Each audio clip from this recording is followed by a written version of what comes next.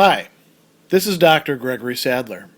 I'm a professor of philosophy and the president and founder of an educational consulting company called Reason.io, where we put philosophy into practice.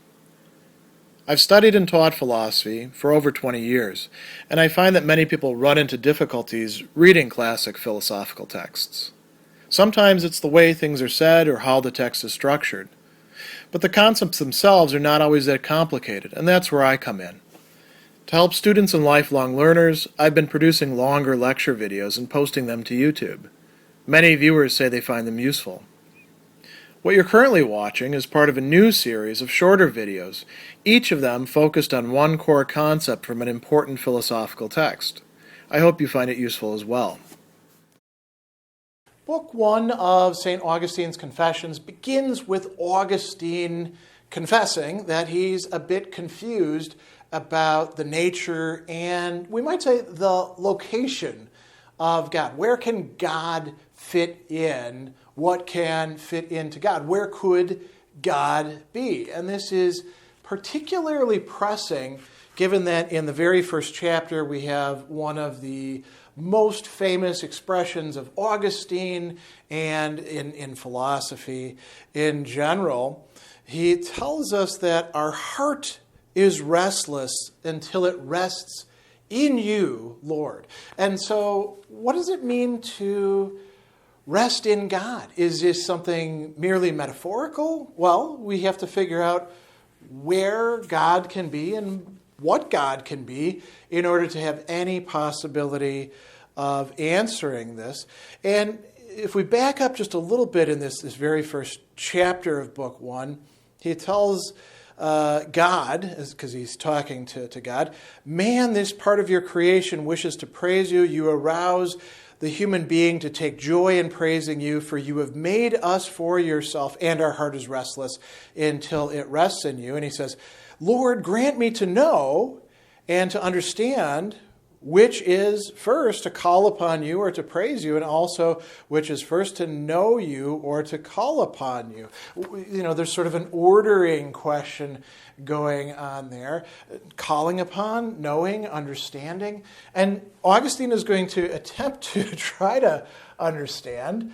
And, you know, part of this is figuring out, is God in me? Do I rest in God? How does God get inside of the thing that I am? And he's going to mix these all up together in the next several chapters. But I think we can do well by parsing them out and looking at them one at a time, different ways in which we might know or understand God and know or understand where God is. So we can think first about God and the created universe. So the totality of what is. And Augustine brings up heaven and earth. First he talks about that, and then he talks about hell. So he says, here we go. How can God come into me? God who made heaven and earth, right? So this is much greater. Lord, my God, is there anything in me that can contain you? In truth, can heaven and earth, which you have made and which you have made me, can those actually contain you? Or because without you whatever is would not be, does it hold that whatever exists contains you? So, you know, we've got a couple different things going on. We've got this notion of God filling heaven and earth and indeed everything that is, right? Implere is the Latin infinitive for that. There's actually a line where God says, impleo, right? I fill heaven and earth. And then the question is, do these things contain or grasp, if we want to take an even more literal translation of the capere here, do those things contain God because God fills them? And this is a genuine question that Augustine is considering here, something that we do need to keep in mind. He goes on and he says, do heaven and hell contain you since you fill them, or do you fill them? And does there yet remain something further since they do not contain you? And part of what's going on here is Augustine is working through some commonsensical but mistaken understandings of what's actually going on here. Can God be parceled out so that we'd have, the part of God that's in heaven and earth and then a surplus? Or because of the thing that God is, the kind of thing that God is, not a thing actually, is this a mistaken way of looking at things? And he goes on a little bit further and says, where do you diffuse what remains of you after heaven and hell have been filled? Or do you who contain all things? Now notice that. This is a reversal of perspective. It's not that first you've got heaven and earth and then God fills them up after maybe God makes them or something like that. God is greater than heaven, earth, hell, all these things put together. And God contains them rather than them truly containing God. And he says, you fill all the things you fill by containing them. The vessels that are filled by you do not restrict you. Even if they're shattered, you are not poured forth. Right? You fill all things and you fill them with your entire self. But since all things cannot contain you in your entirety, do they then contain a part of you, a bit of God? Like God's a bit over here and a bit over here and a bit over here. Some God's up in heaven, some God is in earth, some God's down in hell, and in all the different things that are in those. And he says, no, that's not going to work. Do all things simultaneously contain the same part? Do single things contain single parts, greater things containing greater parts, smaller things containing smaller parts? And he's bringing this up because this is a wrong-headed point of view, but he's not actually going to come straight out and say that. So God can't really be parceled out as if like you could have, 3/4 of God existing here and then the other quarter over there. In chapter 4, he turns to talking about what we can say about God. We talk about these as the divine attributes in part, but he says a lot more than just the traditional divine attributes. And maybe this is a way of thinking about where God is. God is in these attributes. He says, what then is God?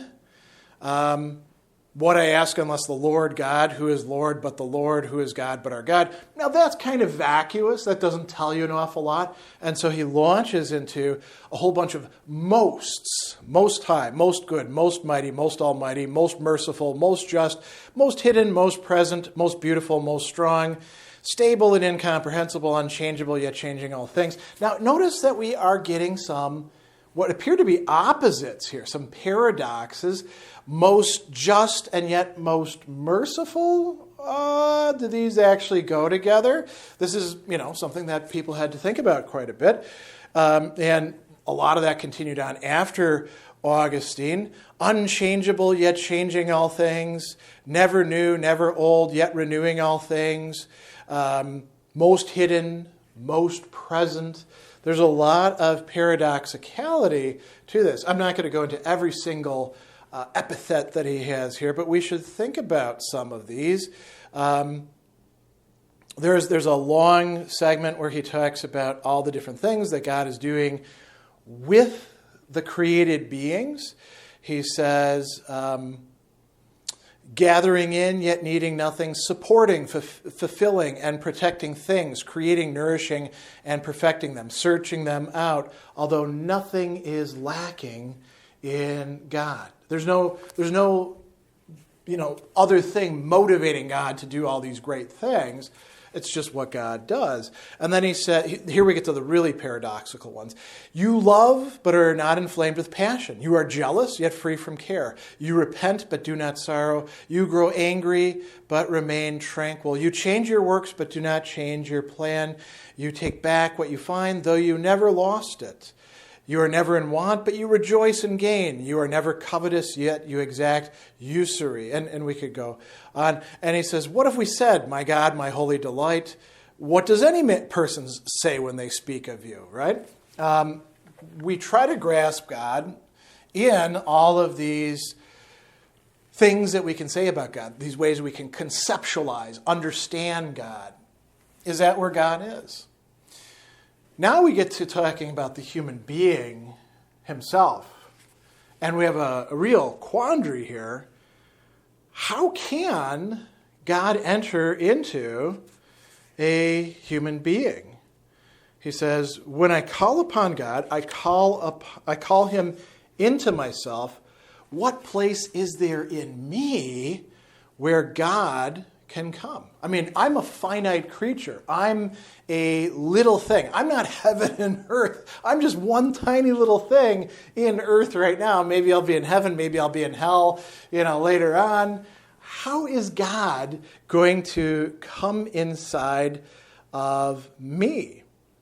And he says, this is a real problem because I would not even exist. I wouldn't be unless God was in me. And then we see again this reversal. Or rather, I would not be unless I was in God, unless I was in you, from whom, by whom, and in whom are all things.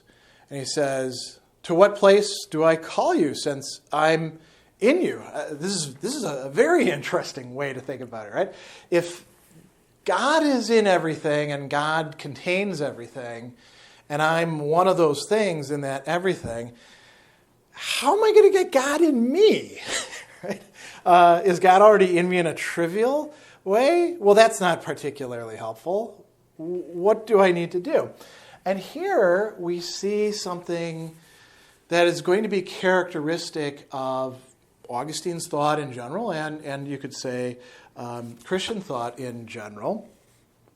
He says, who will give me help so that I can rest in you? Who will help me so that you will come into my heart and inebriate it, to the end that I may forget my evils and embrace you, my one good? How can I get God inside of me, the part of me that matters the most? How is this going to work? And he says, he identifies a problem. Too narrow is the house of my soul for you to enter into it. So that could be the end of the discussion, right? Too narrow, no God in here. Well, what do you do then? So he calls upon God to help him out. Let it be enlarged by you. If my soul is too narrow, open it up. Help me out here and give me what I'm lacking. My soul lies in ruins. Build it up again. Make it something that can actually take in God. He says, I confess and I know that my soul or my heart contains things that offends God's eyes. Who will cleanse it? Or upon what other than you shall I call? From my secret sins cleanse me, O Lord, and from those of others spare your servant. So he's saying, all right, I can't by my own capacities, my own talents, or even other people that I call upon, help myself out in this respect and get God in me. God's got to do the work. God has to enlarge my soul. God has to build it back up from ruins. God has to cleanse it so that it's a suitable place, you could say a suitable resting place for God, so that Augustine himself can rest in God. So all of these, sort of seemingly metaphysical speculations about, well, where's God? They have a very important purpose. And this is why, perhaps, Augustine begins the Confessions with asking these questions without completely answering them at that point in the work.